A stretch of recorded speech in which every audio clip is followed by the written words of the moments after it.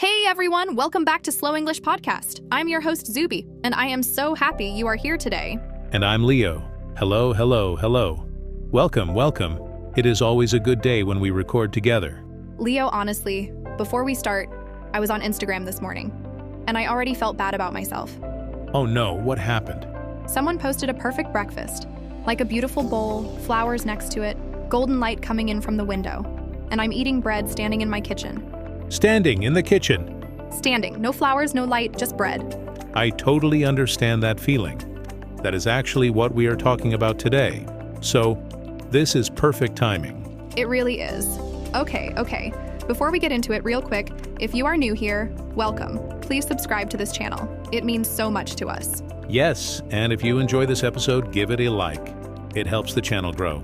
And please share this episode with a friend, a classmate, a sister, a cousin, anyone who is learning English. Sharing really helps us reach more people. Okay, now, today's topic. Today we are talking about comparing your life to social media and how to find real happiness. This is so important because almost everyone uses social media today. Instagram, TikTok, Facebook. We are on our phones all the time. And the problem is, when we look at other people's lives online, we start to feel like our own life is not enough. We feel less. We feel behind. Yes, that feeling, like everyone else is doing better than you. Everyone looks prettier, richer, more successful, and you are just you. But today we're going to talk about why that feeling happens, what it does to us, and most importantly, how to stop it. Because real happiness is possible. It is just not found in someone else's feed. Exactly. Okay, let's go. So Leo, let's start simple. What even is social media comparison? Like, why do we do it? Good question. Okay, so comparison is when you look at someone else and you measure yourself against them. You think, she has this. I don't have that. It's almost automatic. Our brain does it without thinking. Automatic. Yes. I didn't even choose to compare. I just saw the post and suddenly I felt bad. Exactly. And social media makes this worse. Because on social media, people only show the best moments. Nobody posts a photo of their bad day or their messy room. Oh, so true. I post a selfie when my hair looks great, not when I wake up looking like a mess. Right. So we are comparing our everyday real life to someone else's highlight reel. Highlight reel. Oh, I love that phrase. So a highlight reel is like the best moments only? Yes. In movies and sports, a highlight reel shows only the best parts. The goals, the wins, the beautiful shots. Social media is the same. It is everyone's highlight reel.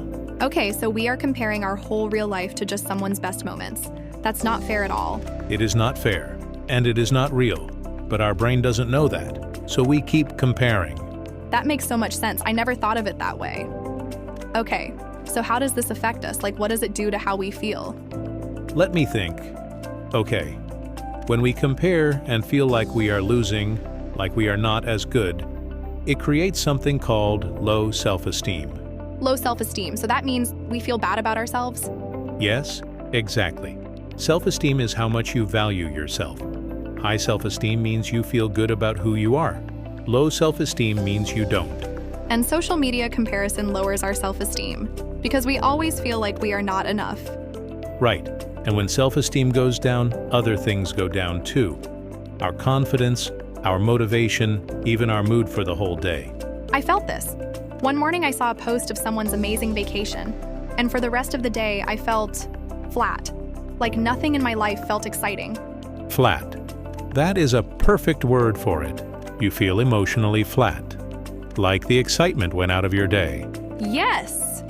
And I didn't even realize the Instagram post did that to me. I just thought I was in a bad mood. That is the sneaky thing. We don't always connect the comparison to the bad feeling. But the link is there. Okay, so now I'm thinking, why does social media specifically make this worse? Like we compared lives before Instagram existed too, right? Oh, great point. Yes, humans have always compared.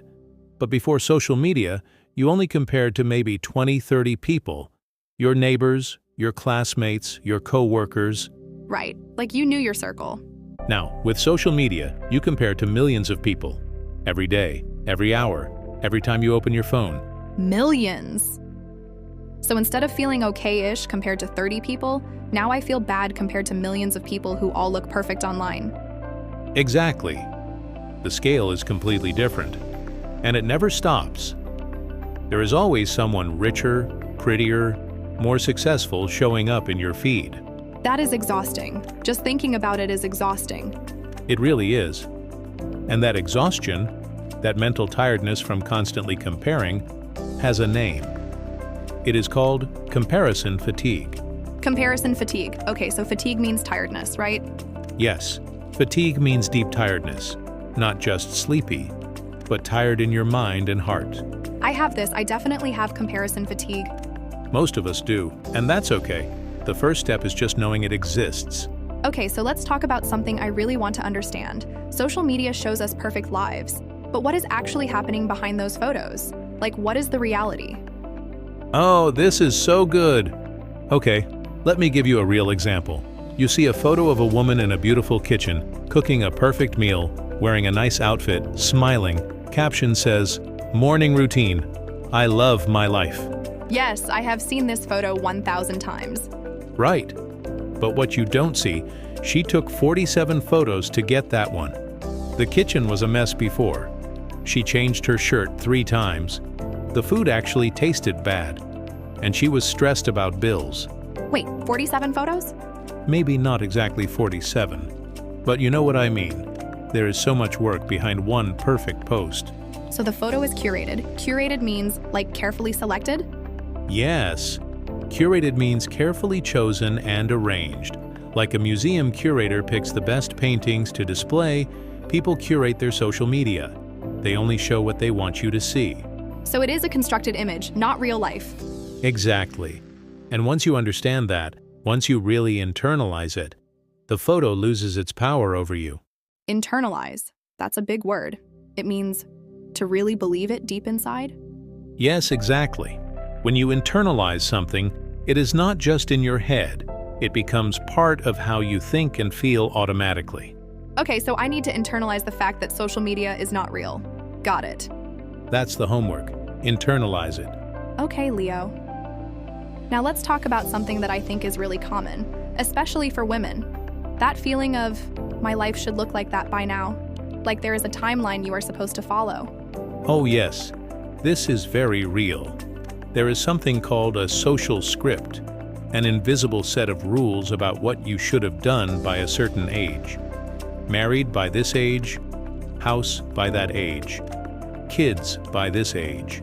And social media makes this worse because everyone is posting their milestones. Engagement photos, baby photos, house photos. And if you are not at that milestone yet, you feel behind. Behind? Exactly. Like you missed the train everyone else is on. I felt this so much in my mid-20s, like everyone around me was getting engaged and I was just sitting there eating chips. Eating chips is valid, but I understand. The feeling of being behind is very painful. Very painful, and it is also not real, and because everyone's timeline is different, right? Completely. There is no universal timeline. Someone gets married at 20, someone else at 40. Both are fine. Life is not a race where everyone reaches the same point at the same time. Life is not a race. I love that.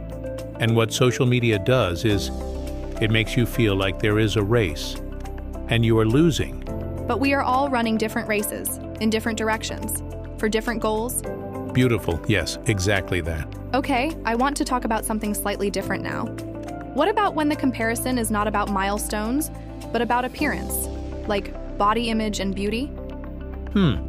This is maybe the most painful type of comparison, because beauty standards on social media are often not real either.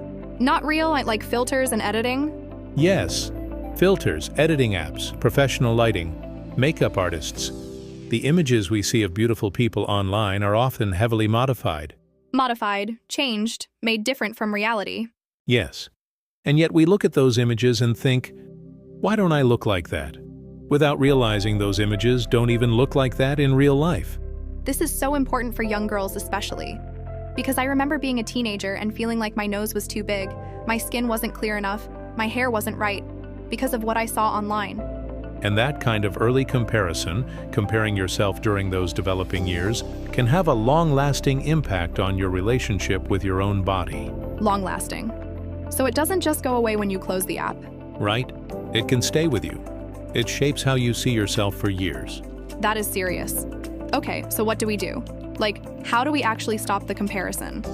Not just understand it, but actually stop? Great.